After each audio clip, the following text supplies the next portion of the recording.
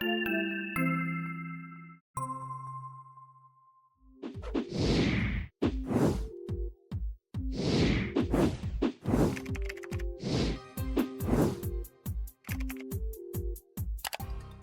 back. Good morning, Richard.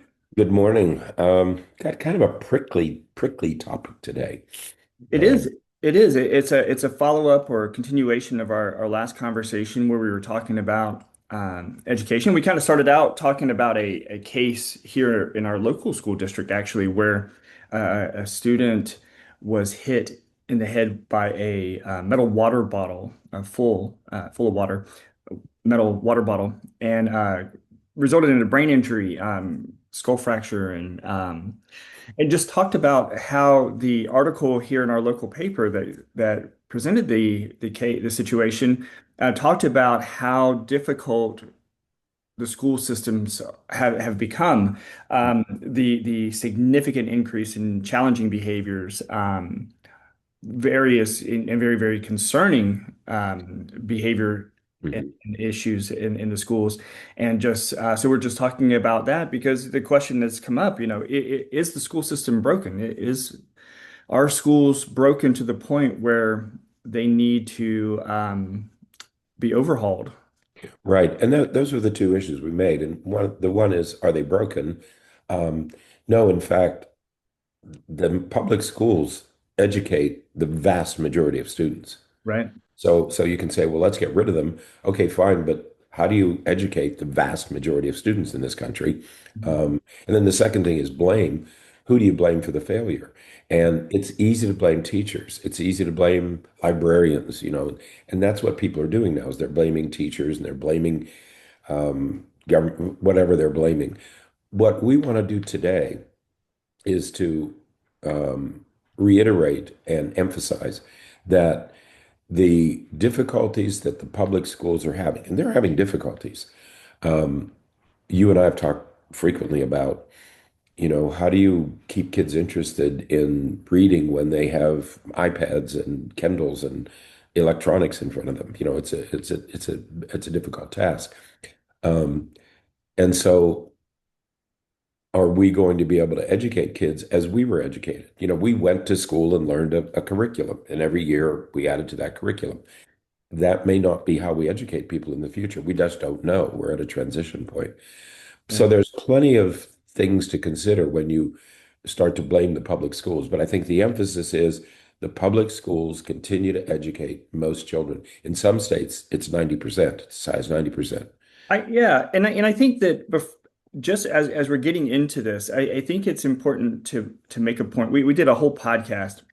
Goodness, it's probably been a year now, on the issue, on the point that this is a complex issue. Right, What's going on in education, and to be frank, what's going on with everything in the medical and mental health and just social fields.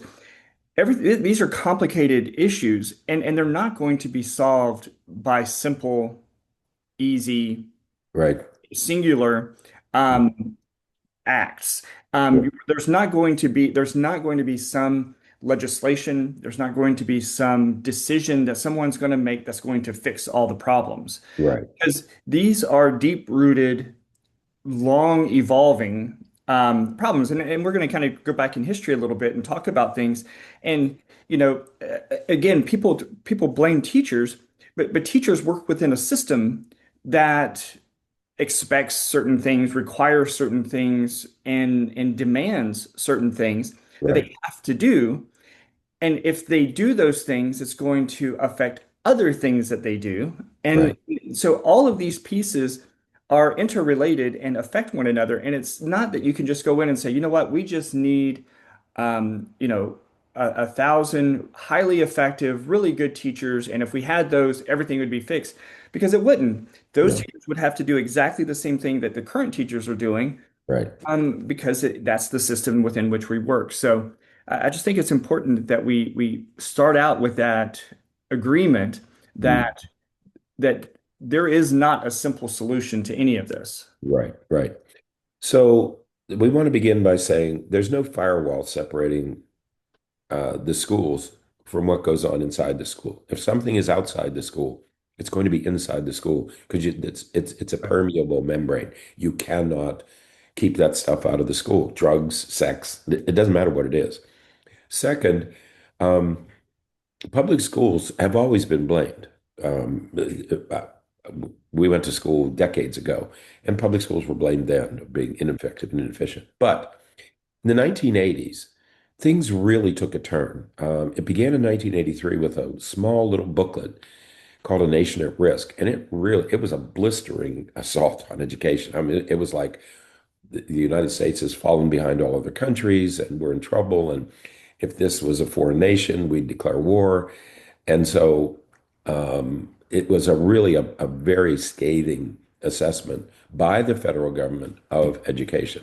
That was in 1983. In 1985, a second thing happened, and that is that the federal government said we need to include all children in regular classes because that's where education occurs.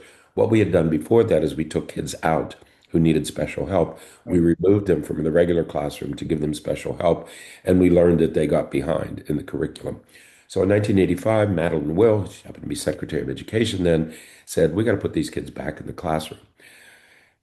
Well, nobody anticipated what kids were going to be like in 2024 or 2020. We were thinking of kids in 1985. Right. So I think her intentions may have been good, but things have changed. And finally, since World War II, both Republican and Democratic administrations have used the federal government. That's why we have a space program. That's why we have inclusion. That's why we have desegregation. The federal government began to um, make changes. Now, some of these changes were positive, like desegregation, students with handicapping conditions, providing kids with food. Those were positive changes. Others, like high stake testing, like grading teachers and firing them, and Common Core, they were not so good. They turned out not to be good. The other thing about this is that money came with conditions. It always does. Mhm. And money is now being used to punish and reward schools and states. In fact, under the present administration, every every week we hear another state's being threatened that we're going to withhold their funds if they don't do A, B, or C. Right. Uh, Money has been weaponized to force schools to comply with whatever political agenda seems to be around at the time. In fact, I mentioned a minute ago that the Supreme Court of the United States gave the Trump administration permission to dismantle the entire Department of Education. And so, in fact, education has become a political issue, and it's very difficult to separate. And I don't think we even need to try to separate. We don't like to be political here, but I don't think you can separate politics and education. Right. Yeah. And it does it because it doesn't, they are so intertwined. And as I said a moment ago, these are complicated issues that have Mhm. multiple, um, just tendrils that just are weaved in and cause so many problems. And through legislation, they've attempted to reform education many times. You know, in the 60s, 70s, and 80s, with there were lots of laws and you know, rules set in place to make sure that all students were educated, including students who had handicapping conditions and that's where we get the beginning of special education services to make sure that every student can Right. learn. As you mentioned, starting in the 80s, we had the whole shift that really. I don't know if it completely culminated but certainly really gained some structure to it in the early 2000s with No Child Left Behind and how that sought to close the achievement gap and really help us the United States catch up with other countries and all of that and all of these things really have been with the goal of helping Right. but have had a lot of unintended consequences. Exactly. Exactly. So we can look at these reforms, and they come in sort of three phases. The first phase, roughly from 1950 to 1980, was to make schools more inclusive. Let's open up our schools. Let race and sex and handicapping conditions, let's make education available for everybody. And that was kind of the uh, goal in that time period. From 1980 to 2015, much of the emphasis was on closing the achievement gap. The achievement gap is that poor kids historically underperform in school, okay? Um, and so, how do we close that? That became the goal. And so, we have high stakes testing because we're going to catch these kids by the time they're in third grade. We'll catch them and give them what they need so that they don't just pass through the grades. Well, high stakes testing turned out to be a fiasco for almost everybody. Has a purpose, but it's been misused. From 2015 to the present, and I think that moves us up to the present day. Now the emphasis is on school choice and getting parents, giving power back to parents, giving control back to parents. But And it that, also, and I was just going to say, and it's that whole thing, and this maybe isn't the podcast to mention this, but um, the whole thing about giving power back to the parents, I'm sorry, it just confuses me Mhm. because parents aren't experts in education, most parents.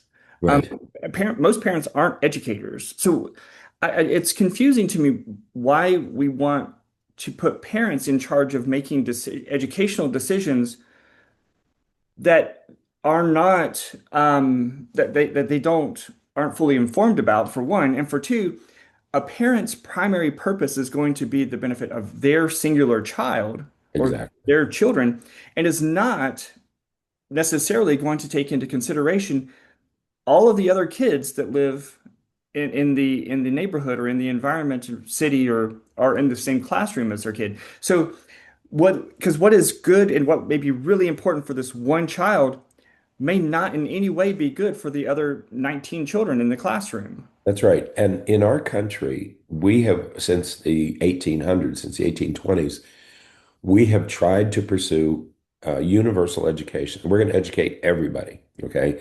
Well, our country is made up of a lot of different kinds of people. And so the challenge has always been how do you build an educational system that meets the needs of most people? Right. Okay. And that's what many parents and politicians don't understand that, I may be a Christian and I don't want these materials in the class. Well, somebody else may be an atheist and it doesn't matter to them. And so, what we're trying to build is a system that meets everybody's needs. And parents have a very narrow agenda. They want what's best for their child. And Right. so, but the goal of public education is to build something that works for everybody. You might not like everything, but you like enough. But 85% of people keep their kids in public schools. Right. So they have to be doing something right. So, and the other thing about this, from 2015 to the present, this current mood, is we have a very direct assault against public education. Never in my lifetime Right. have I seen elected officials, the federal government, state governments, go on this all-out attack on public education. Even though public schools educate most children, 85, 90% of kids are educated in public schools, people keep bashing the public schools. Okay. Well, that's going to have a demoralizing effect on teachers, on students, on everybody. All right. So we have to be very careful about who we blame, what assumptions we make. Because for every one of these reforms, so-called reforms, there are unintended consequences. And I think it's these unintended consequences, and we have about 10 that you call them tentacles. Okay. There are many explanations for why public schools are struggling as much as they are. Right. And I think that and we'll kind of go through some of them, but this idea of the unintended consequences, I think it's important to note that we started out this two podcast series talking about behavior. Mhm. Um, the vast majority of all of these things that we're talking about is in regards to academic achievement. Right. It Mhm. doesn't in any way address behavior. Right. And that is, to me, it's just another layer that I wanted to mention because it's, we can do all that we can do to get kids reading and to get kids to know how to do algebra and do geometry and know chemistry and all that kind of stuff. We can do all of that. But if we have students throwing water bottles and we have Right. students, Threatening teachers. assaulting and harassing other students, assaulting and harassing teachers, Right. and creating havoc and just unsafe environments, Hmm. that is a completely different set of issues that we have to figure out how to deal with. That's right. So here's one unintended consequence, inclusion. That was a great idea. I mean, Right. let's put kids where the education is occurring, and it's occurring in regular classes. All right. That was a good idea. What we didn't anticipate is that some of those kids have serious mental illnesses, and they're bringing those serious mental illnesses to the classroom. And so if you're going to admit these kids, if inclusion is a goal, then teachers need to have the resources and training to manage them. And I can tell you, teachers are not trained to deal with kids with serious mental illness. It's Right. just part of their training. Because again, just if people could just consider the reality that, if you have 20 kids in a classroom Hmm. and we're doing a full inclusion, we're talking about the way that schools are right now. If you have Right. 20 kids in a classroom, a couple of those kids are going to have some mental health issues. One or two. Now, those issues could be ADHD, those issues could be anxiety or depression, could be lots of different things. But those issues could also be a serious behavioral issue. Right. That's right. And as you said, teachers are not they're not mental health experts. Right. You know, That's right. as well and as well intentioned and as much as they may try to understand it, they're not mental health experts to understand what all the root and how to manage these behavioral issues, especially when you have 18 or 19 other students that you also have to educate. That's right. Right. If 20% of us have a mental illness, 20% in a class of 20 kids, four will have some kind of difficulty. Two of them, one or two of them, are going to have serious difficulty, just statistically, are going to have serious difficulties. I have some training in this stuff. I would not want to manage a kid with explosive outbursts in a regular classroom. I mean, because I have 16 other kids who are in danger by that. And And I'm not because sure the that I way can the control. system is, you can't stop Right. to That's deal with that issue. hmm You can't stop the educational process for the other students to deal right. with that issue, that child, Right. because the other students are then going to get behind. And Right. we know that we can't let classrooms get behind because that's what gets teachers, that's what that's how society is identifying ineffective teachers, is that they're not keeping pace. They're not teaching the material that they need to teach at the pace and the rate that they need to teach it. What is the option for teachers? It makes it, when you actually step back and you look at it, it just makes no common sense, if we want to use that phrase that is being used very commonly now. It doesn't make common sense to put teachers in those situations and just say you deal with it and you deal with the consequences because we're not going to give you any of the resources for it.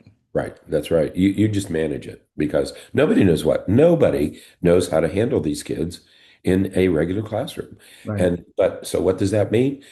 Teachers don't have any choice. They don't, everybody else can pass the kids on. The one person who can't is the teacher, and they just have to deal with it. And so while inclusion seemed like a good idea in 1985, it has become one of the problems that we have yet to resolve in 2020, 24 or 25. The same So issue is present with the idea of school choice, and school we've talked a choice lot and about that recently because of the whole voucher system and everything that's happening. But we are seeing that play out exactly the way that you and I talked about it over a year ago. yeah, Parents are using the system the way that the system is currently made, so it's hard to fault parents for it. But right, you have parents who already send their kids to private school, right. who are taking money from the state now Mhm. to as a as part of the voucher system to support their kids going to public school. But the kids were already in private school. So it's Right, like not only are those kids in, not in the school system already, now the money that could be going to the schools for support and resources and things like that, that money's being taken as well. So it's so. Yeah, this whole everybody says school choice, school choice. Okay, fine. But in fact, magnet and charter schools create, and I don't blame parents for this. We took advantage of magnet schools. Um, School districts around the country are creating very desirable schools called magnet schools and very desirable charter schools um, that are desirable places to be because they're orderly and they don't have to deal with serious behavior problems and the kids are motivated and the parents are involved. So that's the kind of school you want to send your kids to. Well, what the effect of that is, is that those schools become very, very good and the other schools are left with kids who aren't high achievers and who are having behavior problems because the magnet and charter schools don't want those kids. Okay. So who's going to educate those kids? So what happens is what we call the Matthew effect. The really good schools get better and the really poor schools, the underperforming schools are doing worse because we keep siphoning off the best students to put in school choice. Okay. We talked about parent empowerment. Um, I think that parents have a very narrow agenda, and usually the people who get the attention are those with the loudest voices Right. or who have political support. In the state of Florida, if you happen to be in line with Governor DeSantis and his educational policies, you're going to have a voice, you're going to have a place at the table. If you don't, you're not going to have a place at the table. So, empowerment is a two-edged sword. It would be good as long as it's not misused for narrow political and social and religious agendas. Because, in fact, we have a large group, we have a very heterogeneous group of students, and we have to meet the needs of all those kids. Right. Um, and some of them don't fit in. That's another issue for another time. Um, Yeah. Cutting taxes. This is another thing. Everybody loves cutting taxes. Right. I would challenge anybody who makes less than two or $300,000 a year to tell me how much money you saved with all the tax breaks that have been given to you. Right. The current tax breaks are intended to reward very, very wealthy people. If you make $200,000 a year and you get a 5% tax break, you're hardly going to notice it. I mean, but you're not going to get a 5% tax break. All right. You're not going to notice the tax break. Right. Who is going to notice it are police and fire and teachers and schools who depend on government revenues to fund the workers. Right. So cutting taxes gets people elected, but it damages people who rely, institutions like schools, fire, police, and all the other infrastructures that we have to keep the system running. Right. Because again, we have districts. We mentioned this in the last podcast. We have school districts, including our the one that we live in and neighboring districts with hundreds who have a significant teacher shortage. They need hundreds of teachers. Right. But at the same time, there are hiring freezes because they don't have the finances to hire teachers. So they have too few teachers. They need more teachers, but at the same time, they can't hire teachers because they don't have the financial resources to do so. And we're not talking about hiring high performing teachers like to offer Anything, them 100,000. We're just give me a warm body. right? Okay. Give me a teacher, give me anybody we don't have the money for that. So we have a teacher shortage, but we have no money to pay them. That's a systemic problem that it's not the fault of the teachers.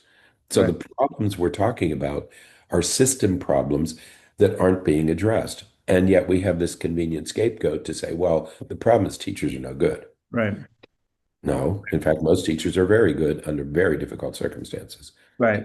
Now Um, we talked about vouchers and some of those right. issues, and we talked about the politicalization of education. But I think that another thing that we really need to focus and talk a little bit about is this changing the way in which education and the acquisition of knowledge and information has changed over the past decade, maybe 2 decades, because the internet and resources on the internet, like just being honest, YouTube and Google and even TikTok, they are providing services if we can call them services, that inform and educate, not always really well, not always valid Right. information, but they're providing training. I was talking to somebody the other day, and um, they were trying to figure out if they could should keep the owner's manual for this new appliance that they bought. And first thing that was said was, "No, if I need anything, I can just go to And YouTube. YouTube, and it'll show me how to fix it." Right. And it is true. And I almost said sadly it's true, but it's not even sadly. It's great. It's a great resource. I've used it many times. But it is changing the way that people look at education. It's changing the way that kids think about education. Right. Mhm. Because why spend 7.5 hours a day at school when if I want to know who did something in history, or if I want to know how to solve this algebra problem, I can take a picture of it with my phone, and this app is going to tell me the answer. Just show me how to do it. Yeah, Right. I don't need a teacher. I got a teacher and I got a teacher. Right. yeah. Yeah. And so that too is changing everything. So kids don't have the, I mean, when you and I have talked many times, when we went to school, when we got our educations, we had to go to places Hmm. where the education was, and that was schools, colleges, and universities. We had to go where the knowledge was. We had to go where the people who possessed that knowledge were working. Right. Today, the knowledge is coming to you. I think of the internet as a big funnel where there's this, or a fire hose, where you have all this information coming in all day long, and you can take whatever you want out of that. Okay, it's constant. It's available 24 hours a day. I was watching a guy one day. If you have a voice activated phone, who was president of the United States when, or what three presidents were assassinated, and you just ask those questions. You don't have to carry this knowledge around in your head anymore. So the nature of knowledge has changed. Absolutely. One other thing about teachers, think about this for a moment. What we have been talking about is that these are multifaceted, um, difficult problems that have evolved over the last, God, 70 or 80 years. Okay, these problems didn't start with COVID. They didn't start in the 2000s. They started hundreds of years ago.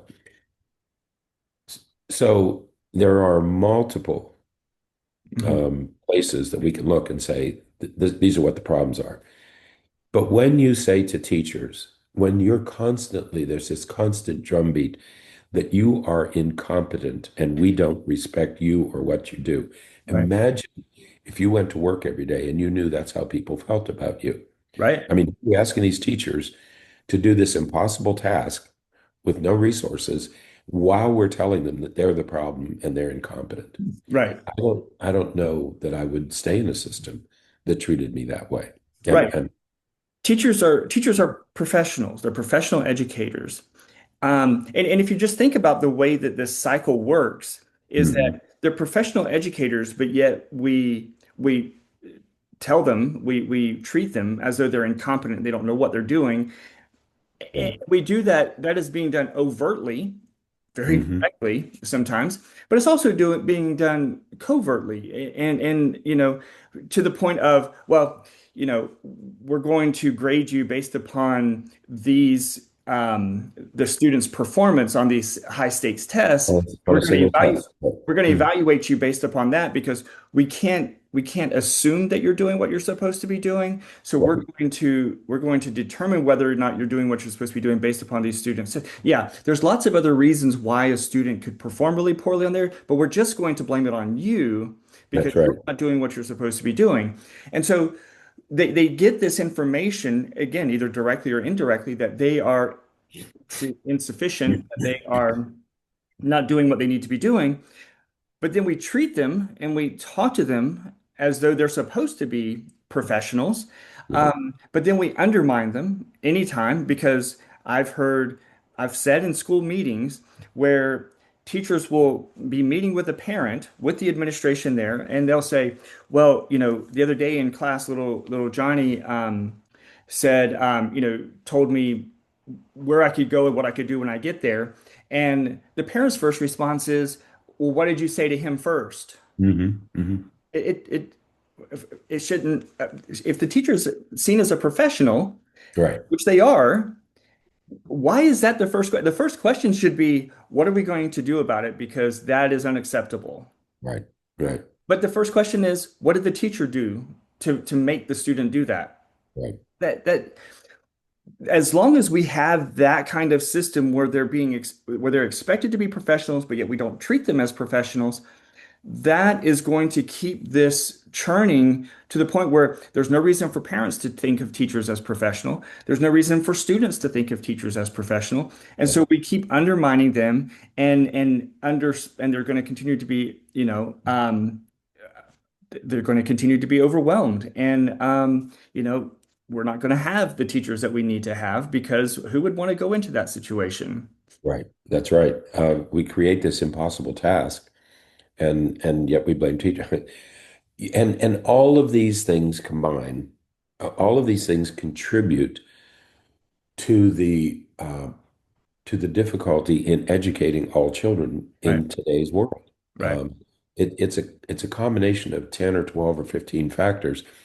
And so when a school shooting occurs, when a kid fails, when a kid gets injured, you can't just say, well, what was the teacher do? It's the teacher's fault or it's the public schools.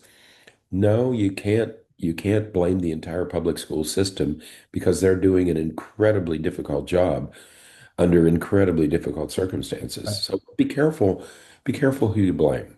All right. right. That's all we're Absolutely. asking. There's plenty of blame to go around. And if we're going to solve the problem, it's going to take all of us working together to solve the problem. Uh, Absolutely. there was a time when PTAs would work, parent teacher associations work together. You don't have to do that now. You don't have to work to make your school better. You just take your kid out of the school and put them in a choice school. Now, you don't have to make this school better. You can just put them in another school, or you can homeschool them, Right, and you get paid to do that. right. So Absolutely. Yeah, all of this contributes. yeah. Yeah, we don't think that the schools are broken, but No, there are a lot of cracks, and it's going to they're take being a lot to fix those cracks. More than just something that a local school district can do. And now with, as you mentioned earlier, the Supreme Court ruling that the administration can dismantle the federal Department of Education just introduces so many more concerns about what's going to happen and what kind of resources are going to be available to teachers and students. So we'll continue talking about this and giving updates, but man, we just want people to we just want you all to consider other factors, when we're thinking about some of these issues. So, all yeah. right, until next time, stay happy, stay healthy, and forget to be afraid.